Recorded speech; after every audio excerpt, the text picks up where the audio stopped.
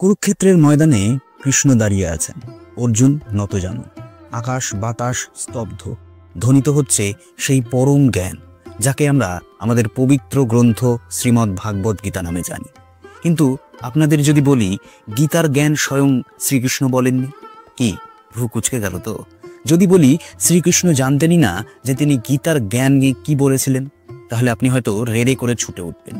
বিশ্বাস করুন, প্রথমে এই বিষয়ে জানার পর আমারও এরকম মনে হয়েছিল।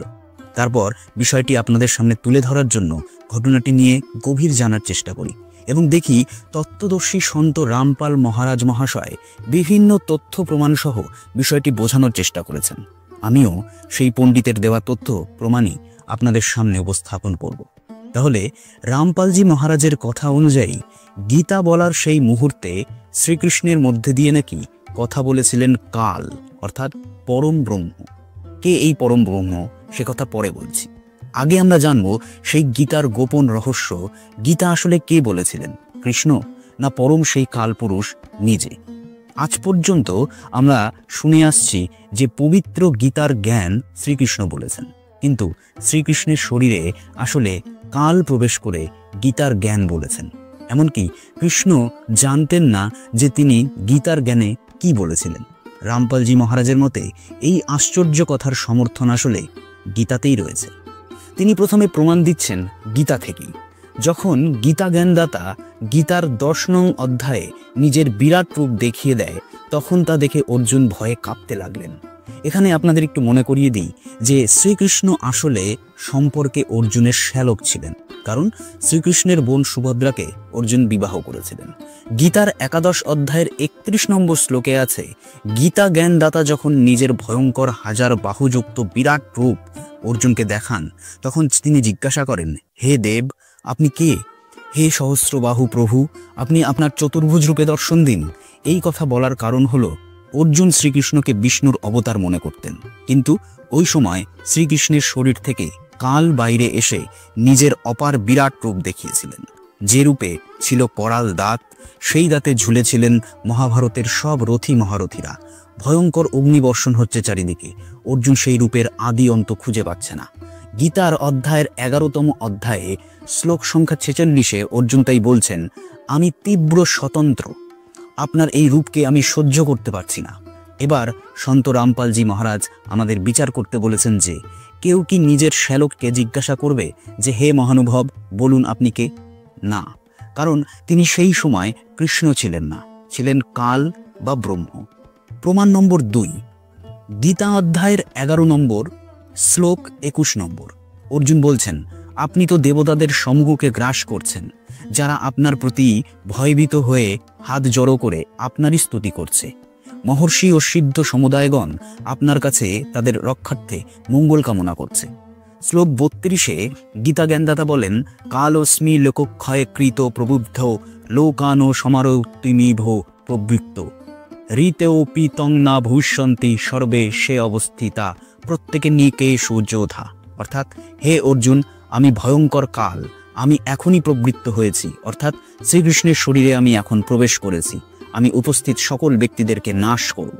বিপক্ষের যে সর্বসেনা রয়েছে সে তুমি যুদ্ধ না করলেও ওরা সবাই বিনাশ হয়ে যাবে। এতেই প্রমাণিত হয় যে গীতা জ্ঞান তো কৃষ্ণের শরীরে আসলে কাল প্রবেশ করে বলেছিলেন। শ্রীকৃষ্ণ আগেই কখনো বলেননি যে আমি কাল বলছি। শ্রীকৃষ্ণকে দেখে কেউ ভয় পেতেন না, পরিবর্তে গোপীরা, রাখাল বালকরা এবং পশু পাখিরা সবাই শ্রীকৃষ্ণকে দর্শন করে আনন্দ পেত। তাহলে শ্রীকৃষ্ণ কি কাল ছিলেন? না, শ্রীকৃষ্ণ কাল ছিলেন না।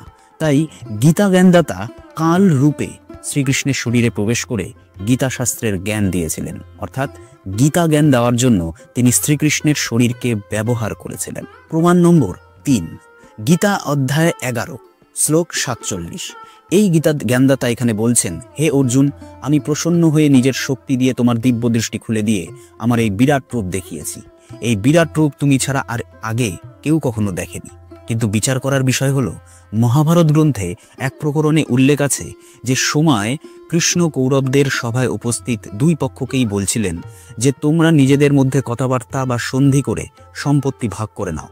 পরিবারের মধ্যে যুদ্ধ হওয়া শোভা পায় না, ফলে পাণ্ডবেরা কেবল 5টি গ্রাম দাবি করে, কিন্তু দুর্যোধন এই সামান্য দাবিটুকুও মানতে পারেননি।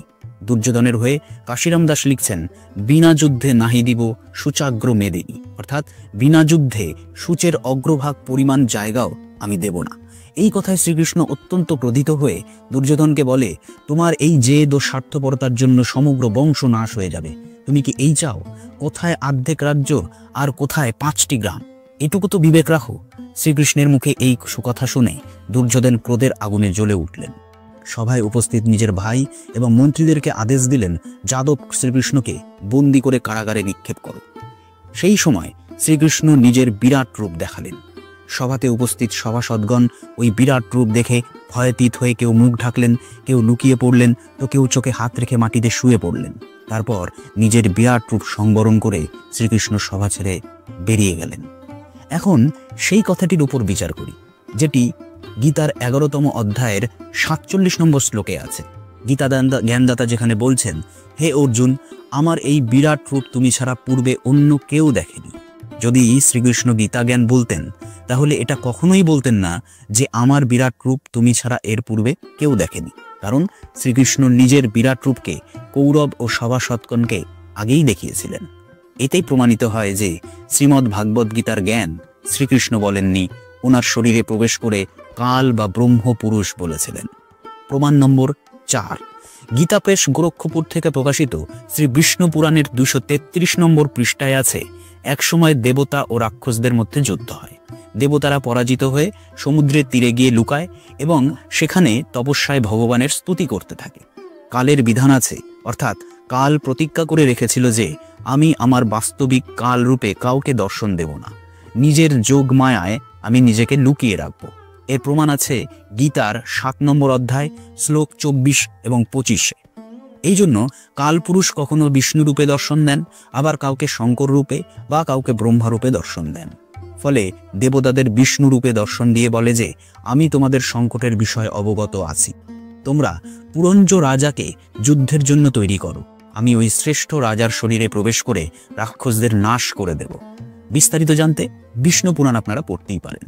প্রমাণ নম্বর 5, শ্রী বিষ্ণু পুরাণের 242 নম্বর পৃষ্ঠাতে প্রমাণ আছে যে একবার নাগবংশীয়দের এবং গন্ধর্বদের মধ্যে ভীষণ যুদ্ধ হয়েছিল। গন্ধর্বরা নাগেদের রাজ্য দখল করে সমস্ত ধনসম্পদ লুটে নেয়।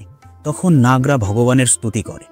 তখন ওই কাল ভগবান বিষ্ণুর রূপ ধারণ করে প্রকট হয়ে বলে, তোমরা পুরুকুতস রাজাকে গন্ধর্বদের সঙ্গে যুদ্ধ করার জন্য তৈরি করো, আমি পুরকুতস রাজার শরীরে প্রবেশ করে গন্ধর্বদের নাশ করে দেব। ঠিক এমনটাই হয়।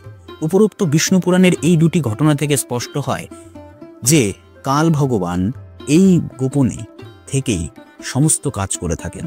উদাহরণস্বরূপ ইনি শ্রীকৃষ্ণের শরীরে প্রবেশ করে শ্রীমদ্ ভাগবত গীতার জ্ঞান দিয়েছিলেন। প্রমাণ নং 6, গীতা প্রেস গোরক্ষপুর থেকে প্রকাশিত মহাভারত গ্রন্থের 2য় ভাগে 667 পৃষ্ঠায় লেখা আছে যে মহাভারতের যুদ্ধের পর রাজা যুধিষ্ঠিরকে রাজসিংহাসনে বসিয়ে শ্রীকৃষ্ণ দ্বারকায় যাওয়ার জন্য প্রস্তুত হলেন।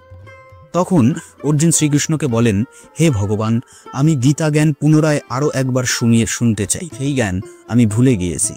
শ্রীকৃষ্ণ বলেন, হে অর্জুন, এ বড়ই দুঃখজনক। গীতার ওই অমূল্য জ্ঞানকে তুমি কি করে ভুলে গেলে? গীতার পবিত্র সেই জ্ঞানকে এখন আমি আর পুনরায় শোনাতে পারবো না, কারণ ওই সময় আমি যোগযুক্ত হয়ে গীতা জ্ঞান শুনিয়েছিলাম। বিচার করুন, যুদ্ধের সময় অশান্ত পরিবেশে যদি যোগযুক্ত হওয়া যায়, তাহলে শান্ত পরিবেশে যোগযুক্ত হওয়া কি খুব কঠিন? আসলে কাল শ্রীকৃষ্ণের শরীরে প্রবেশ করে ওই গীতা জ্ঞান দিয়েছিলেন বলে শ্রীকৃষ্ণ প্রকৃত বক্তা ছিলেন না, ফলে তার সমস্ত জ্ঞান কি মনে থাকতো না? এটা থেকে সন্ত রামপাল মহারাজ মনে করেন গীতার জ্ঞান শ্রীকৃষ্ণের শরীরে কাল প্রবেশ করে বলেছিলেন। এবার আসি আমাদের কথায়। গীতায় যখন শ্রীকৃষ্ণ কথা বলেছিলেন, তখন ব্যাসদেব লিখছেন শ্রী ভগবান উবাচ, অর্থাৎ কৃষ্ণ এখানে অবশ্যই ভগবান রূপেই বিরাজ করছে, অর্থাৎ শ্রীকৃষ্ণ রক্ত মাংসের মানুষ রূপে গীতা জ্ঞান বলেননি। মাধবাচার্য বলেন সেই মুহূর্তে কৃষ্ণের মধ্যে মহাকাল নিজে প্রকাশিত হয়েছিলেন। এখানে কাল মানে শুধু সময় নয়, সেই চিরন্তন শক্তি যিনি সৃষ্টি ও বিনাশের নিয়ন্ত্রক, অর্থাৎ পরমাত্মা। অদ্বৈত শঙ্করাচার্য বলেন কৃষ্ণ ও কাল এক বা উভয়ই পরম ব্রহ্মের প্রকাশ। কৃষ্ণ অবতার, কাল তার আসল বা প্রকাশ বা রূপ। আমাদের মতে কাল আসলে সময়, চেতনা ও বিশ্বচক্রের প্রতিরূপ। গীতার বাণী আসলে পরমাত্মাই বলেছিলেন কৃষ্ণরূপে, কিন্তু সেই কৃষ্ণ তখন মানুষ ছিলেন না। তার মুখ দিয়ে কথা বলছিলেন কাল, পরমাত্মা বা ব্রহ্ম নিজে। তাই গীতা কোনো বই নয়, এটি মহাকালের কণ্ঠে উচ্চারিত শাশ্বত সত্য। শেষ করি এই বলে, গীতার অমূল্য বাণী কৃষ্ণই বলুন আর কালরূপ ব্রহ্মই বলুন, সেই চিরন্তন বাণী আমাদের বারবার আনন্দ দেয়, বেঁচে থাকার রসদ যোগায়, উৎসাহ দেয় আর দেয় শান্তি। সেই পরমাত্মাকে আমাদের শত কোটি প্রণাম। আপনাদের কি মনে হয়? কমেন্ট করে অবশ্যই জানাবেন। ভিডিওর আলোচনাটি যদি ভালো লেগে থাকে বা আপনাকে ভাবিয়ে তোলে, তাহলে অবশ্যই চ্যানেলটি সাবস্ক্রাইব করে পাশে থাকা বেল আইকনটি প্রেস করে রাখবেন, যাতে এরকম আলোচনা আপনি মিস না করেন। আজ এখানেই শেষ করছি। দেখা হবে এরকমই কোনো তথ্যমূলক ও সত্যমূলক আলোচনা নিয়ে। পরমেশ্বর সকলের কল্যাণ করুন। ধন্যবাদ।